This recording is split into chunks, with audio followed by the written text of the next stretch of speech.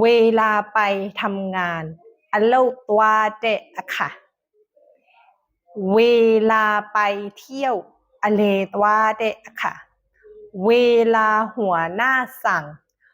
วันนะใครเดอะค่ะဒီတဲ့အခါကိုလည်းနောက်တစ်မျိုးตอนနဲ့ပြောလို့ရတယ်ခုနလိုမျိုးပဲပြန်ပြောမယ်နော်ตอนไปทำงานအလုပ်သွားတဲ့အခါตอนไปเที่ยวအလေသွားတဲ့အခါตอนหัวหน้าสั่งหัวหน้าခိုင်းတဲ့အခါအဲ့လိုမျိုးပြောလို့ရတယ်အဲ့ဒီတော့ကိုကတခုခုကိုတဲ့အခါပြောချင်တယ်ဆိုရင်ဝေလာနဲ့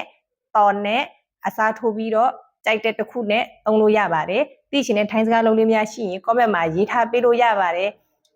ဒီအတုပ်ပြုနည်းလေးကိုသဘောပေါက်တယ်ဆိုရင် comment လေးထဲမှာထမင်းစားတဲ့အခါဆိုရင်ဘယ်လိုပြောရမလဲဒီနေရာမှာကိုယ်ပို့ပြီးတော့ထိုင်းစကား